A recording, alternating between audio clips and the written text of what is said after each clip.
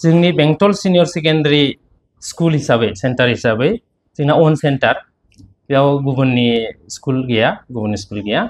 जोंना टटेल आर्ट्सआव होदोंमोन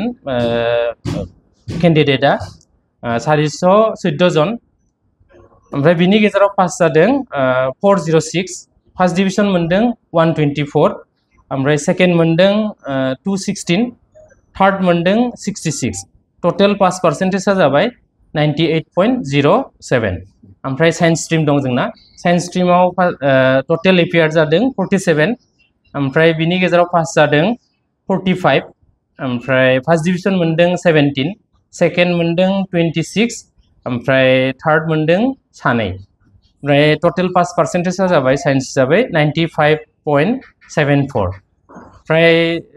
रिजाल्टआ जों साननाय बादि मोजाङानो जादों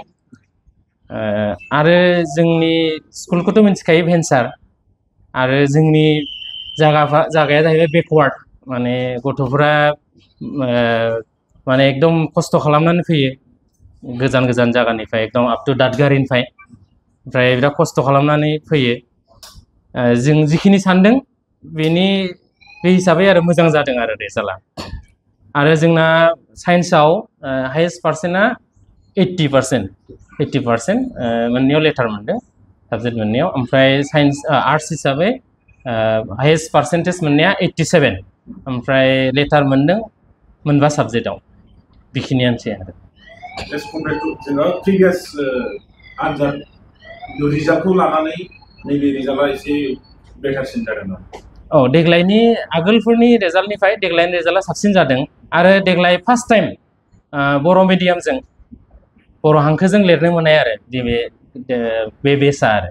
आरो बे हिसाबै रिजाल्टआ गाज्रि जायाखै मोजां जादों आरो बेखिनियानो नोंथांमोना माबायदि रिजाल्ट फैनो हागोन होननानै सानो नोंथांनि फोरोंनायाव माबा मोनसे जोंना बे रिजाल्ट मोजां जानायनि खार'ना जोंना टिचारफोरा डेडिकेटेड आरो जों गथ'फोरखौ मोजाङै सासनाव लाखियो बेनो आरो पास जालांनाय गथ'फोरखौ मा हामलायथिबावो सानो आं पास जालांनाय गथ'फोरनिसिम बयनिसिमबो गोजोननाय जासिहरबाय बिसोरनि फिउचारा जेन दा जोंनाव पास जालांबाय नैबे आनजादाव गुबुनाव दा गुबुन गुबुन जायगाफोराव थांगोन बिसोर फरायनो बे गुबुन गुबुन जायगायाव बा गुबुन कलेज बा बाहेरा माबा जायगायाव थांगोन बे जायगाफोराव थांनानै जेन मोजाङै थाहैयो मोजाङै फरायहैयो बिनि थाखाय आं बयनिसिमबो गोजोननाय जासिहरबाय आरो जायफोरा नाजासेयावबो उथ्रिनो हायासै बिथांमोनखौ थुलुंगानायनि मा बाथ्रा बुंनो सानो जायफोरा आनजादाव पास जानो हायाखिसै बिसोरबो नार्भास दाजाथों फैगोन माबायाव जेन लिरफिननो हायो मोजाङै फरायबानो पास जागोन बेखिनियानो যোৱা বছৰৰ তুলনাত এইবাৰ আমাৰ রেজাল্ট ভালেই হৈছে আমি তাৰ কাৰণে আনন্দিত তো কথা হ'ল আমাৰ এইবাৰ চিৰাং ডিষ্ট্ৰিক্টত আৰ্টছত আমাৰ ইনষ্টিটিউটো সৰ্বাধিক সংখ্যক ষ্টুডেণ্ট পাছ কৰিছে পাছ পাৰ্চেণ্টেজ হ'ল 98.07 তাৰ মানে হ'ল আমাৰ পাছ পাৰ্চেণ্ট হায়েষ্ট চিৰাং ডিষ্ট্ৰিক্টত 414 ষ্টুডেণ্ট এপিয়াৰ্ড হৈছিল তাৰ ভিতৰত 406 ষ্টুডেণ্ট পাছ কৰিছে out of that 124 students got first division, 216 students second division পাইছে, 66 students third division. আৰু সায়েন্সত আমাৰ 47 students এপিয়াৰ্ড হৈছিল তাৰ ভিতৰত পাছ কৰিছে 45 students পাছ হৈছে first division 17 second division 26 third division মাত্ৰ দুজন পাছ পাৰ্চেণ্ট 95.74 আৰু এইবাৰ আৰু এটা ভাল খবৰ হ'ল আমাৰ এজন ছাত্ৰ উদয় ছেত্ৰী এও হায়েষ্ট পাৰ্চেণ্ট পাইছে 80% পাইছে আগৰ তুলনাত এবাৰ সায়েন্সত 80 পোৱা নাছিল এবাৰ প্ৰথমবাৰ 80% পাইছে আশা কৰোঁ অনাগত দিনত আমাৰ ৰিজাল্ট আৰু ভাল হ'ব আপোনালোকেও আমাক সহযোগিতা কৰিব যাতে আমি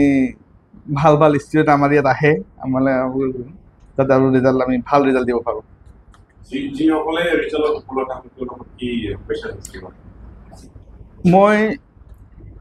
আপোনালোকৰ মাধ্যমেৰে ইহঁতক ধৰ্মত যাতে ইহঁতে ভাল ইনষ্টিটিউটত